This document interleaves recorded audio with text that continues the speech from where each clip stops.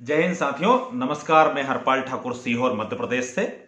साथियों, आप सब जानते हैं कि आज कांग्रेस पार्टी के नेता राहुल गांधी जी राष्ट्रपति भवन पूरे देश में जब नरेंद्र मोदी सरकार ने ये जो तीनों काले कानून बनाए थे, इनके खिलाफ सिग्नेचर कैंपेन चलाया और 2 करोड़ किसानों का सिग्नेचर लेकर के राष्ट्रपति से मिलने जा रहे थे। कांग्रेस पार्टी ने यह मांग की थी कि हमारे कांग्रेस सांसद साथियों को और हमारे कुछ चुनिंदा नेताओं को हम विजय चौक से लेके राष्ट्रपति भवन तक मार्च करना चाहते हैं। उस मार्च की परमिशन नहीं दी गई।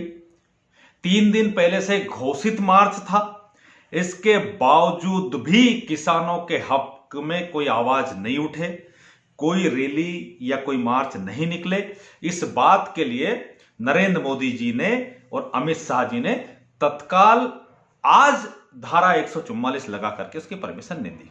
उसके बाद जब कांग्रेस महासचिव प्रियंका गांधी जी और कांग्रेस के सांसद लोग 10 जनपद पर बाहर इस मांग को लेकर के धरने पे बैठे थे, राहुल जी और राहुल जी के साथ 2 और नेताओं को मिलने की परमिशन दी गई और विजय चौक से राष्ट्रपति भवन तक कुल 500 किलोमीटर की दूरी है, 500 मीटर की।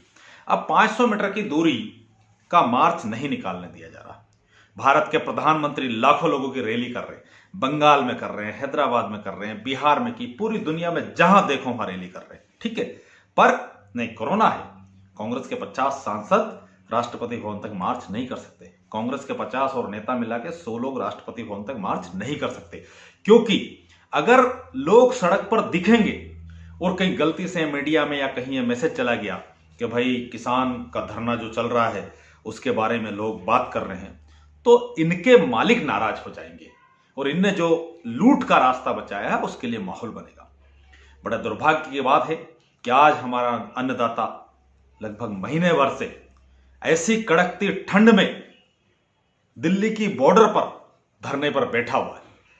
और जो सरकार लोकतंत्र की बात करती थी, इमरजेंसी के टाइम की बात करती है, जो धरने और प्रदर्शनों की बात करती थी, अन्ना हजारे और रामदेव जब लाखों लोगों को लेकर रामदेव लीला मैदान में बैठे तब उनके खिलाफ बात करती थी, उन लोगों को आज शर्म आना चाहिए कि उस विचारधारा की सरकार है आरएसएस की।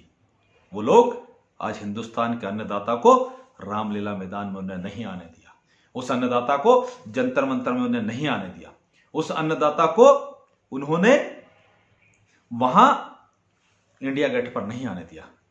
यह देश किसानों का है, यह देश आम नागरिकों का है। उनका अधिकार बनता था कि वो रामलीला मैदान में शांतिपूर्ण प्रदर्शन करे, उनका अधिकार बनता था कि वो जंतर मंतर पर शांतिपूर्ण प्रदर्शन करे। पर यहीं तक मामला नहीं चल रहा कि किसानों को नहीं आने दिया। अगर किसानों के समर्थन में सर्वोच्च संसद के लोग भी अगर मान लीजिए सदस्य जाना चाहते तो उनको भी राष्ट्रपति से मिलने के लिए मार्च करने की परमिशन नहीं दी जा रही। एक बात देखिए साथियों, कितने 2 रंगे लोग हैं, कितने दोहरे चरित्र लोग हैं। 2 कलर का इनका झंडा और दोहरा इनका चरित्र।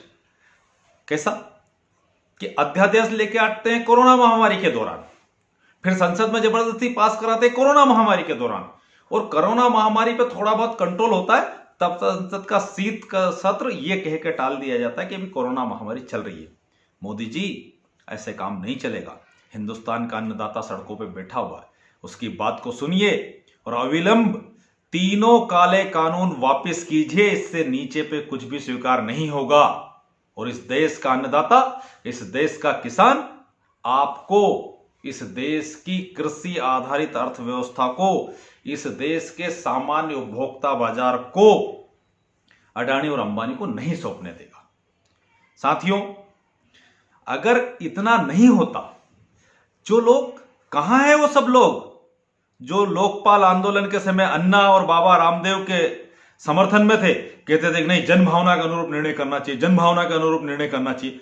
अरे भाई, आपने कानून बनाया, हिंदुस्तान के लोग, हिंदुस्तान के अर्थशास्त्री, हिंदुस्तान के किसान, हिंदुस्तान के मजदूर, हिंदुस्तान का आम नागरिक उस कानून के खिलाफ है, तो उस कानून को वापस ले लीजिएगा और उसके बाद किसानों के साथ, एक्सपर्ट के साथ संसद के अंदर चर्चा कीजिए और उसके बाद नया कानून बना दीजिए। उसमें क्या बुराई? कौन सी आपकी नाक कट रही है मोदी जी? किसानों के सम्मान में, किसानों का हक में देने में अगर आपसे कोई चूक हो गई तो उसको वापस कर लीजिएगा। और आप तो समझ लीजिएगा कि हिंदुस्तान का किसान अडानी और अंबानी की तह तक चला गया। एक बात तो और देखिए साथियों, कि अब तक तो अंधभक्तों को, वो भाजपा और आरएसएस के लोगों को, जब आप मोदी को, शाह को या उनके नेताओं को कुछ बोलते थे तो बुरा लगता था। आप तो देखिए तो सही, इस देश में अब आप अडानी और अंबानी का नाम ले लो, बाप रे बाप, ऐसी मिर्ची टूटती है अंधभक्तों को, जैसे उनके मां बाप होंगे, जैसे उनके पिता होंगे, जैसे उनके मालिक होंगे। और मालिक की तरफ जब कोई बढ़ता और कुत्ता जैसे काटने दौड़ता है ना, उस तरह से ये भाजपा और आरएसएस के लोग अडानी और अंबानी का नाम लेने पे काटने दौड़ रहे और किसानों के खिलाफ गलत बात करते। किसान अपने हक की बात कर रहा तो खालिस्तानी, पाकिस्तानी, आतंकवादी, स्टूडेंट अपने हक की बात करे तो टुकड़े टुकड़े गए।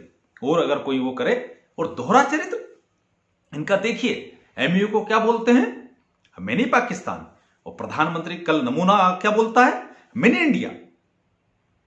एक तरफ वो कौन लोग हैं जिनका यह साहस हो रहा है किसानों को यह कहने का कि किसान तो खालिस्तानी है, किसान तो पाकिस्तानी है, किसान तो आतंकवादी है।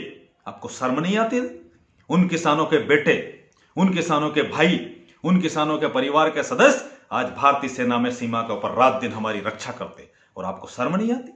डूब मरो चुल्लू भर पानी में। तुम लोगों ने हमेशा अंग्रेजों की दलाली की है और आज भी तुम देश के खिलाफ काम कर रहे हो। चंद उद्योगपति मित्रों की दलाली करना बंद कीजिए मोदी जी। और कांग्रेस पार्टी इस पूरे आंदोलन में राहुल गांधी जी और प्रियंका गांधी जी, आप इनको गिरफ्तार करके डरा नहीं सकते। हम कांग्रेसों के अधिकार की लड़ाई लड़ेंगे। और मध्य प्रदेश में भी हमने तो 27 लाख किसानों का कर्ज माफ किया था और भारतीय जनता पार्टी के मुख्यमंत्री शिवराज सिंह चौहान ने वो योजना बंद कर दी। आपके कृषि मंत्री कमल पटेल का हमने कर्ज माफ किया था, उसकी पत्नी का, और वो योजना आपने बंद कर दी। आपको शर्म नहीं आती? मुझे तो शर्म आती है कि मध्य प्रदेश की धरती का पुत्र नरेंद्र सिंह तोमर आज कृषि मंत्री है और वो कुछ नहीं बोल पा रहे, वो होती हुई दलाली को देख रहे। अरे शर्म कीजिए नरेंद्र सिंह जी तोमर, आपसे तो ज्यादा अच्छी वो महिला है हरसिमरत कौर, जिसकी बात नहीं सुनी गई तो नरेंद्र मोदी के मंत्रिमंडल से बाहर आ गई। आप किसान के बेटे हो नरेंद्र सिंह तोमर जी, और मध्य प्रदेश की धरती के हो। हमको शर्म आती है कि आप हमारी धरती के हो। अगर किसानों के हित की रक्षा नहीं कर सकते तो आप अडानी अंबानी के टामी मत बनिए। आप नरेंद्र मोदी की गुलामी इस तरह से मत कीजिए। आप इस्तीफा देके बाहर आइए। अगर किस्मत में लिखा होगा तो देश में एक दिन आप बहुत बड़े और नेता, बड़े पद पे आ जाओगे। पर किसानों के हक की बात कीजिए। किसानों के खिलाफ बनाए गए तीनों काले कानून वापस लीजिए और फिर से न्यूनतम समर्थन मूल्य की गारंटी दीजिए। किसान आपके कार्यकाल में बर्बाद हुआ है। 1 हेक्टेयर जमीन के ऊपर 3200 रुपए डीजल की ज्यादा लागत हुई है आपके कार्यकाल में। और हद की बात है, दूध के दाम नीचे चले गए, खाद के, कीटनाशक के, पेस्टिसाइड के सबके दाम ऊपर उड़ गए। 1 हेक्टेयर पे 3200 रुपए और 2 हेक्टेयर पे 6400 रुपए डीजल की लागत बढ़ी है, और प्रधानमंत्री झुनझुने के रूप में 6000 रुपए पकड़ाते हैं। शर्म नहीं आती आप लोगों को? शर्म कीजिए थोड़ा, किसान की मदद कीजिए और किसान के खिलाफ बनाए तीनों काले कानून वापस लीजिए। भंडारण से किसको लाभ होगा? अडानी और अंबानी को। भंडारण से जो लाभ होगा, कॉन्ट्रैक्ट फार्मिंग से किसको लाभ होगा? उन्हीं लोगों को होगा ना भाई। और एपीएमसी एक्ट खत्म करने से सारी मंडियां बंद हो जाएगी, और जब मंडियां बंद हो जाएगी तो जो रिलायंस कंपनी जियो, बीएसएनएल को बर्बाद करने के लिए 1.5 साल तक सब कुछ फ्री चला देती है, डाटा वाटा और इनकमिंग आउटगोइंग, वो क्या हिंदुस्तान में मंडियां और सबको मार्केट पे कब्जा करने के लिए साल भर तक के लिए 150 रुपए ज्यादा रेट दे देगी।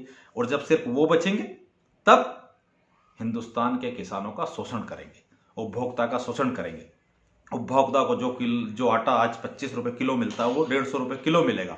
और आपको समझना चाहिए कि आज आपके टाइम पे 125 रुपए किलो खाद्य तेल हो गया, गैस टंकी के भाव बढ़ गए, डीजल पेट्रोल आसमान पे है। शर्म कीजिए मोदी जी। आप क्या नारा दे के आए थे कि बहुत हुई महंगाई की मार, अब की बार मोदी सरकार, और अब महंगाई की बात करो तो लूटो सरकार, लूटे जाओ। आप किसानों की बात मानिए, तीनों काले कानून वापस लीजिए और इस देश की आम जनता के अधिकारों की रक्षा कीजिए। और कांग्रेस पार्टी आखिरी सांस तक किसानों के सम्मान में लड़ेगी राहुल गांधी जी के नेतृत्व में, और आपको ये काले कानून वापस लेना पड़ेंगे। जय हिंद, जय भारत, जय अन्न